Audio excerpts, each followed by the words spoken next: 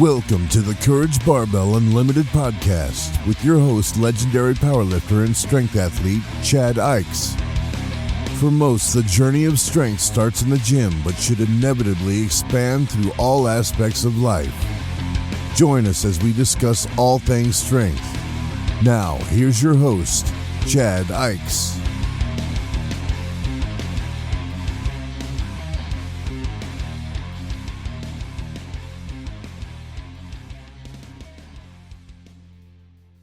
Hey, everyone. I just got back from a walk in the windy fall weather, so I'm going to try to get through this without letting my allergies mess it up too much. I went and voted the other day, and I was thinking about the vote while I was walking today and how what's going on with our voting and powerlifting actually have quite a bit of similarities. And I thought I would just talk about a couple of those today. It probably sounds crazy, but I have this tendency to relate powerlifting to life and vice versa. And I'll start with the people that I know that say their vote doesn't count. I really disagree with that. I think it's more a matter of your vote doesn't count to the extent that you want it to count. And I kind of get that because I do question with today's technology why it can't be one person, one vote, and then you just count up all the votes. But I also understand enough about the Electoral College and why it started and why we have it, and trying to give each state equal effect into it, minus how many people they have in the state. But either way you look at it, your vote does count. It just might not count as much as you want it to. And if you don't vote, then it doesn't count. That's the only way it doesn't count, is if you don't vote, because there's no vote. If you vote, it counts. And I was reading a story the other day about the Amish and how the Amish normally don't vote. But in Pennsylvania, somebody took the time to figure out that, hey, if all the Amish voted and they voted one way, it actually would have changed the overall vote of the state, which would have changed the overall Electoral College. And I thought, there you go. Like, every one of the Amish people that don't vote, it actually matters. It could have changed an election, and it could affect the outcome of this coming election. So even if it seems like it's one little thing, it's your one little vote, and you feel like it doesn't count, it does count. Just not to the extent that you want. Now, if I was talking powerlifting, there's a lot of people like, that doesn't matter. That doesn't matter. That doesn't matter. It won't matter if I don't do that. And then there's lifters, quite a few lifters that will end up just doing the things that they like to do, and they don't do the stuff that would help them. And I would say the internet, social media, there's the people out there that want to make you think the smallest things do count.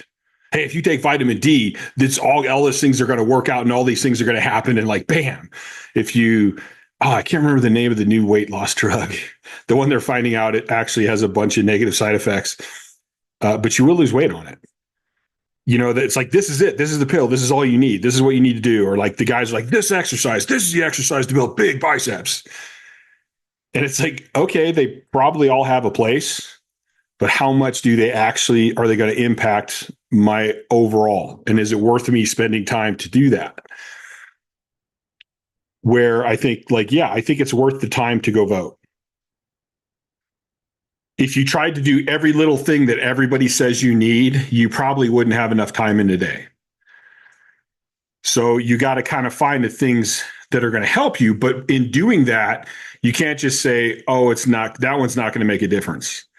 I mean, you have to know, you got to figure out, you got to try it. Is it going to make a difference? How much of a difference is it going to make? And what happens if I don't do it?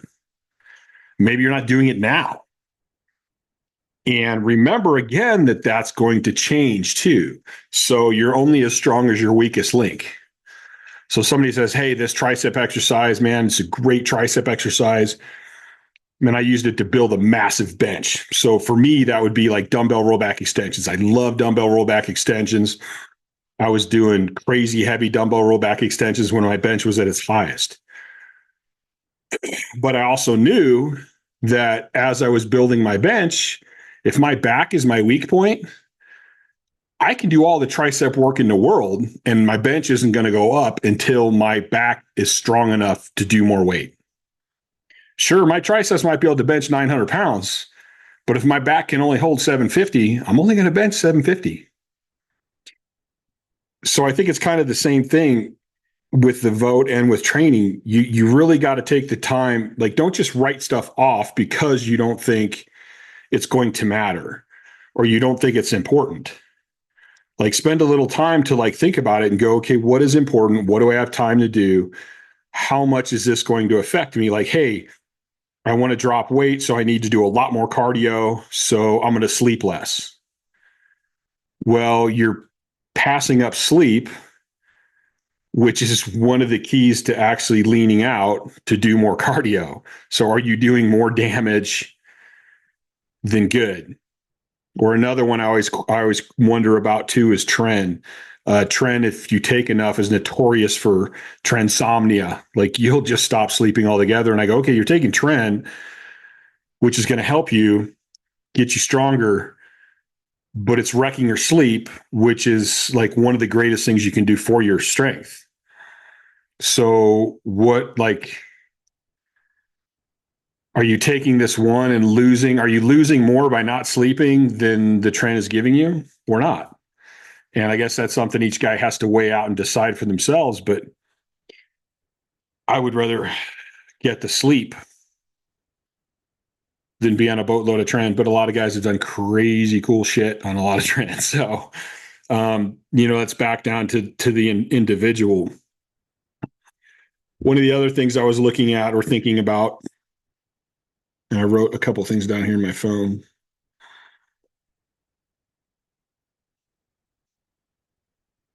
A lot of people don't vote because they don't have the time, or they're like, whatever, I can't think about that, or I didn't have time to look up to really look into the candidates or this or that. And I get that. I come from a blue collar family. There's a lot of people out there like, man, I'm just trying to keep my head above water, paying my house, paying my truck, raising my family. Like, I'm working 2 jobs or I'm working overtime.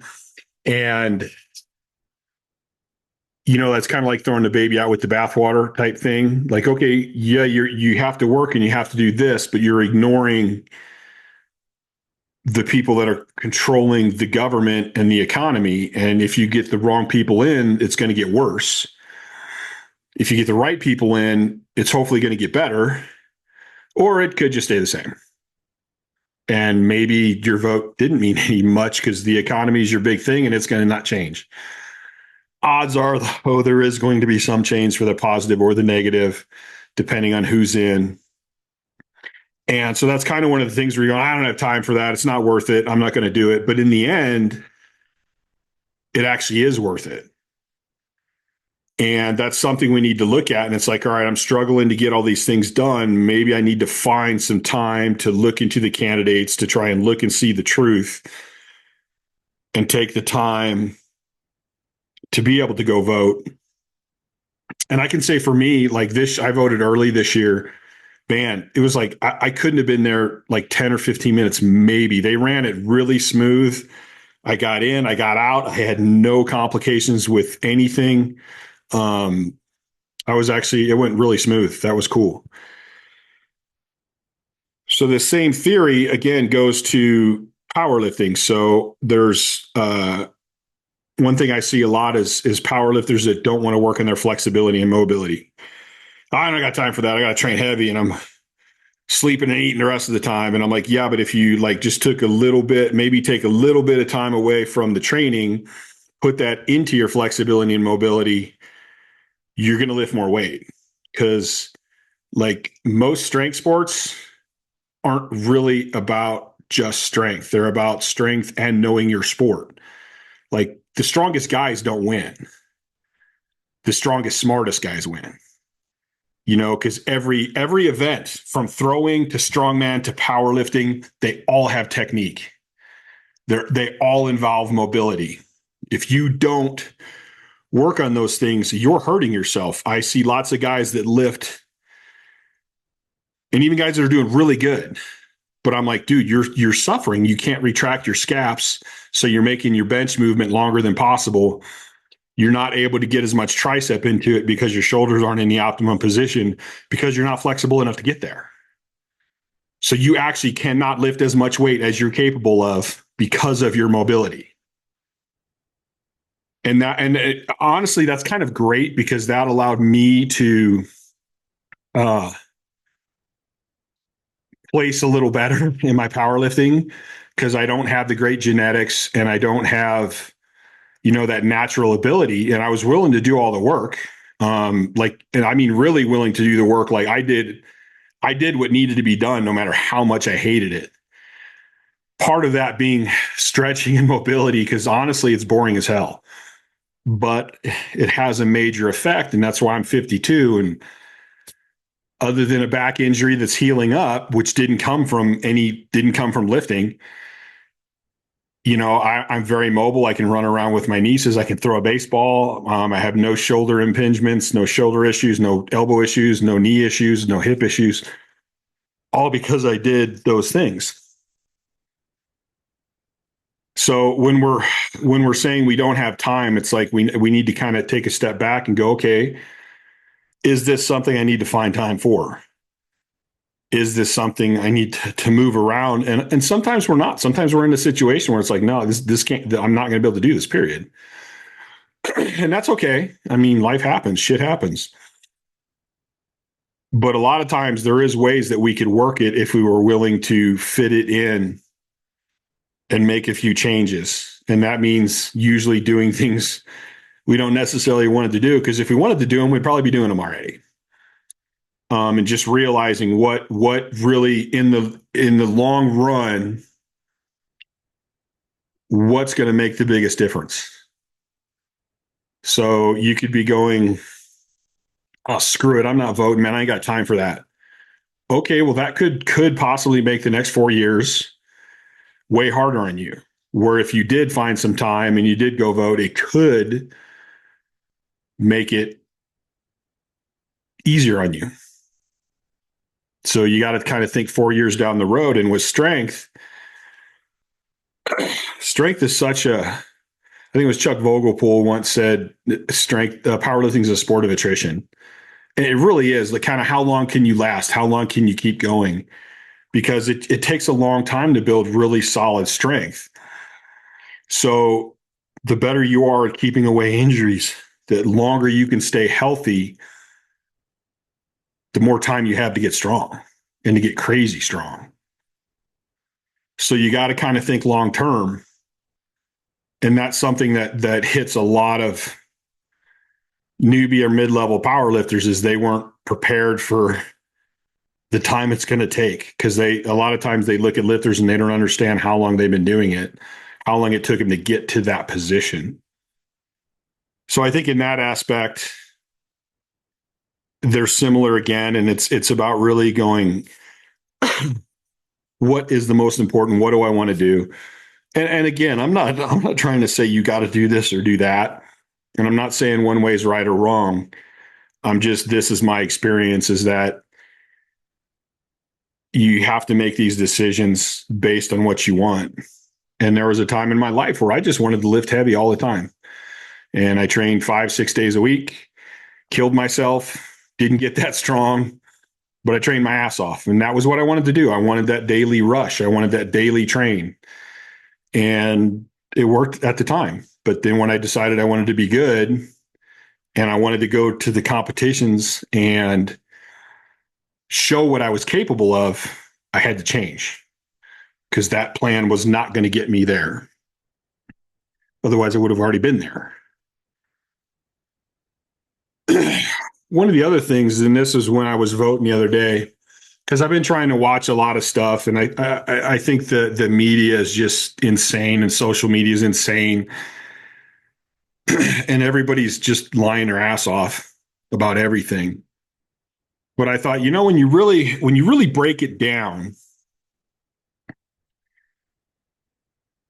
and you go, hey, you go to one party and you go, hey, well, what do you really want? Like, what's your goals out of the election? And I go, just general goals, not the specifics, but generally, I think they're going to go, we want, free speech. We want people to be able to have successful lives. We want people to be able to financially stable. We want people to do this, we want people to do that. And then you go to the other side and ask them the same question.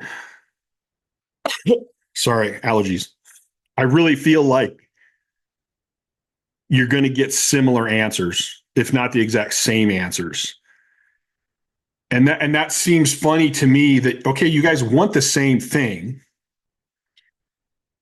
but you differ on how you want to get there. So instead of coming at each other, worrying about the differences, why don't we sit down with each other and start with the common ground? Hey, we both want freedom of speech. Okay, cool. Let's awesome. I agree. I want freedom of speech too. So and then sit down and go, how are we going to get here? How are we going to accomplish this? And just be able to listen to each other's sides and discuss it. Instead of coming at each other like you want the opposite shit, you want the same shit. You just have way different opinions on how to get there. And that also brings me to a point of like, sometimes the compromise is actually the best route. Like sometimes what we think is best as a person might be a little too far on one side, where if we were to sit down and talk, we might find a compromise that actually ends up being the best, even for us as the individual. And again, I can't say that for sure, and it's not always going to be that way. Just saying it's a possibility. Now, when I was thinking about this, the thought that kept popping into my head is going to competitions. Once I hit that level where I'm lifting with the best of the best in the world, how we would go to meets a day or two early.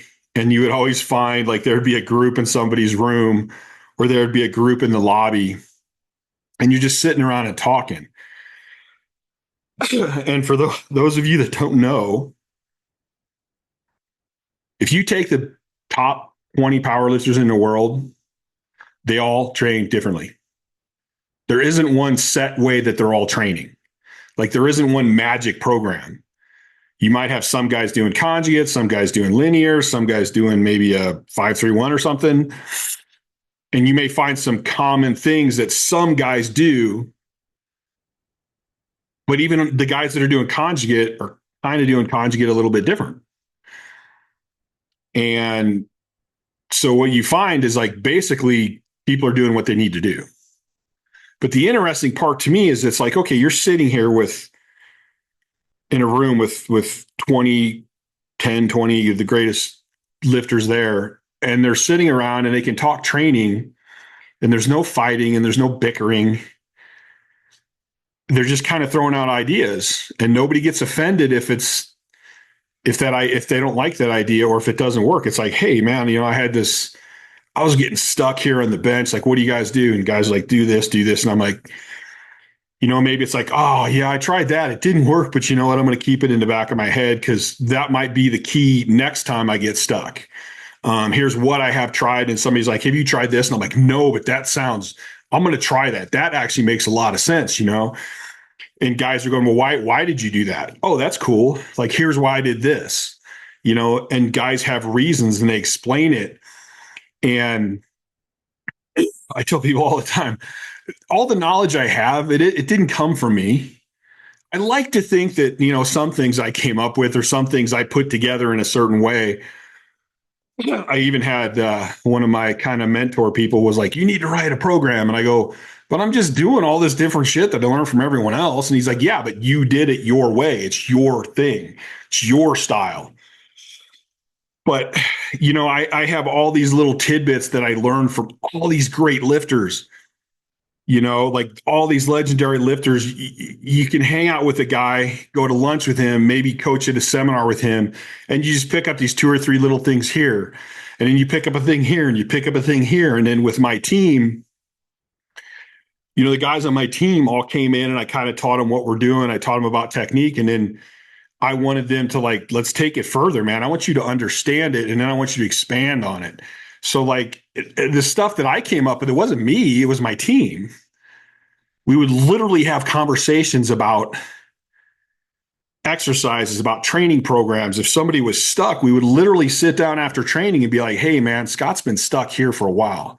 What do we need to do to get his bench going again? Or hey, my squat's kind of petering out right here. What's going on? Like, how can we get that going again? What's the weak point? Is it positioning? Is it mobility? And so there's all these different minds coming in. And I would say I learned more from other people. Well, obviously, I learned more from other people than I ever did on my own. I do like to think about it a lot, and I even dream about it. To the point that my partners, I would come in sometimes smiling, and they're like, "Oh crap, what'd you dream of last night?" And I'm like, "I got this great exercise I want to try." Most of them sucked, but a few of them turned out to be really good. So, it's just being open-minded enough to listen to people and to take their advice. And even if it's not something you necessarily want to do right then, or maybe it doesn't work for you, but it might work for you later. Or maybe I remember one time I started powerlifting doing a style called linear periodization, which is just like a gradual buildup.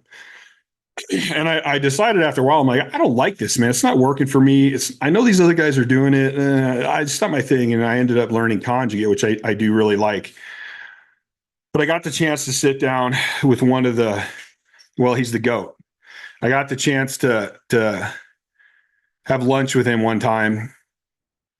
And I went and I asked him, I go, hey man, I used to do linear periodization, and I just never, I could never get it to go right. Like what? And I know you did linear periodization almost your whole career. Like what could I have been doing wrong? Or like how did you run it? And it was funny because, and this was kind of earlier, middle of my career probably. It was funny because after that lunch, I went, it wasn't linear periodization that was wrong. It was the way I ran linear periodization that was wrong. Like I was making some mistakes because that's what I thought you did, but it wasn't what the best are doing with it. And that's kind of that was kind of the process of learning that, listen, everything has its place, and everything might work for somebody. So when it comes to right and wrong, there's really a lot of gray in there that I hate saying there's gray in there, but there is. Are you executing it right? Is it for you? Like, are you tweaking it the way you need to tweak it? And I kind of was thinking about those two things, and I thought, damn, if like these politicians would get together like powerlifters do, we could probably get a lot of shit done. If people that are voting and talking about politics could approach it the way these top powerlifters approach it, probably get a lot more done. And I think one of the reasons we keep seeing powerlifting getting better and better and better, and there are some unbelievable younger lifters out there right now that are just mind-boggling strong. And I think it's because of that information just keeps getting talked about and getting handed down. And the older guys such as myself are still out trying to help people, trying to pass on what worked for us. And I'm one of those guys where I don't care. I used to would go up to Kabuki Strength to visit Chris, and he had a couple young guys in there like Brandon and Kyle. And just watching these guys, they're young kids. I'm just watching these guys, and I'm like, man, I need to listen to these guys. Like these kids are smart. I don't care if they're new to the sport. I'm fairly new. Like I don't care their age. I don't care if they're new. Like these guys know some shit, and I want to know it. So I was more than willing to not be this old time decent lifter, but just go, hey, I'm here. What do you help me explain that? And I remember at one point I was looking into the BFR, and even Cass is like, hey, I'll run you through a session tomorrow with that if you want. And I'm like, cool, awesome. Like I like smart is smart. I don't care. And that's how you learn, is to keep approach things with that open mind and listening to people, asking questions. And I think if we did that, it would help this whole two-party separation system, and maybe we can come together on all of that stuff. One other thought was, it's so hard to, I was thinking about the vote and thinking about all the ads and all the shit that gets said back and forth. And I'm talking both sides. I don't care which side. They're both lying. They're both embellishing shit. It's just frustrating. Like, just tell the truth. The news medias, you got one news media on one side, one on the other side. There's a couple that I think are kind of down the middle, but it's always hard to tell. And I think the fitness industry has gotten like that a little bit too, with social media and marketing. And, it's kind of always been that way. I can't remember the one in college. No, more like high school. There was the big one they sold at GNC, like Cybergenics or something like that. And I fell for it. I ended up spending a bunch of money and bought like a cycle of that crap, which didn't work at all. Then I learned that, marketing, but there's so much of that going on now in the political area and in fitness that it gets really hard to kind of weed through it, especially for people that are new. I think it's hard to go in there and go, wait a minute, this guy's saying this guy's saying this guy's doing this. Even when I was down at the Olympia, I ended up helping some powerlifters upstairs, which was one federation. Then when I went downstairs, I'm like, here's a federation right next to another federation, right next to another federation, right next to another federation. And I'm like, I wonder what people who don't know powerlifting, what they think when they walk down here. Like, why are these guys all, they're doing kind of the same lifts. Why are they all doing it differently? And what's that person wearing? And what's that person not wearing? And I just kind of thought that seems like it's kind of watering it down a little bit, and confusing people. But what I'm hoping is that people will use more logic and just see, does this make sense? Why is this happening? And then ask some questions and try to figure it out before you just make a judgment on it. I think there's always been the division between raw, single ply, double ply, and now we have like unlimited, or multiply, and now we have unlimited. And I think that's fine. I see it like drag racing. I think there's room for all of those, but we could do a better job of like getting the judging more equal, understanding the differences between those, and maybe help people that are coming into powerlifting to understand them. Which I think people do. I think people that start doing meets and start competing, it's easier for them to kind of figure it out and see what's going on. But for even on people on the outside, I want the sport to grow, so I'd like to see more people get into it and get some of the enjoyment and education I got out of it anyway. And then you go on social media and there's all this different stuff, and everybody's saying, do this, do that, squat this way, bench that way. You need to use this machine. You need to do this exercise. You need to do this program. And it just I could see where it gets really confusing for people.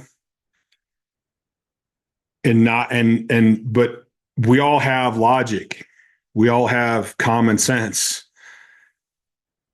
if we're willing to actually use it. I think a lot of people don't. They just see things and go by their emotions these days instead of seeing it and going, even if you have an emotion, go, wait a minute, what? I don't know. What is this? Let me look into this. And just figure it out. And with that common sense, understand that there's people out there that are trying to sell you something. And there's people out there that want to just help you and make a living, probably. And there's people that are out there who want to make a living. And if it helps you, there's kind of a difference. I want to help people, and making a living would be a byproduct of that. Or I want to make a living, and if you get help, that's a byproduct of me making a living. And there's a difference between those two. And it's funny because I'll see, when I go through Instagram, I'll see these really intelligent, really smart guys that just want to help people, have hardly any followers. And I see these guys that are just out there to make a buck who have tons of followers. And that's just kind of sad to me, but that's part of life. But I think if we use that logic and we go, wait a minute, like that new drug, I can't think of the name of it, the weight loss drug. It's like, okay, if there's a drug that just helps me lose weight like that, yeah, there's probably something up. There's probably something that's not right in there. And you probably shouldn't do it. And that's just common sense. And so if somebody's telling you this one exercise is going to fix it, or this one supplement's going to fix everything, or this one, that, they're like, dude, nah, I think you're full of shit. And if we use that logic and start there, it's going to be a whole lot easier to weed through all the shit. And the same thing with the you have all the trolls out there. They're trolls and they're negative because that's probably who they are. And they're trying to play off your emotions and your feelings. And I think a lot of them will actually watch your page for a while, or you watch your information for a while, figure out what triggers you, and then they're going to go after it. And that, again, is the same thing with the political people. They put a lot of money and a lot of studying in to hit you in the feelings and hope that you're not going to be a smart, logical person, but you're going to run with those feelings instead of backing up and going, wait a minute, before I say something stupid or before I do something stupid or overreact, let me calm down, get my feelings in check and use my brain. And I think if we do that, that's going to help make a lot of things better. But anyway, that's my little comparison of voting and powerlifting. I hope that everybody goes out and votes. I don't care which way you vote. It's your right. It's your say. Maybe it doesn't count the way you want it to, but it still counts. So I hope that you'll take the time to go vote. My experience was if you vote early, it's pretty easy. I think the mail-in votes are pretty easy. I personally like to do it in person, which is why I went early. I got in and out. I didn't have to wait that long. The area I vote at is actually an area I walk by. And the first couple of days, the lines are pretty long. But after that, they've been really steady throughout the day. So I don't think anybody's really having to wait long. They're doing a good job getting people through. I can't say that it's that way everywhere. Just that was my experience. So go vote. You put your say in, and we're going to see what happens, just like we always do. And somehow we always get through. But I think it is important. I think it's a right. I think it's important to our country and our society. And that's about it. Hopefully everybody's doing good. I hope everybody had a great weekend, and I'm out.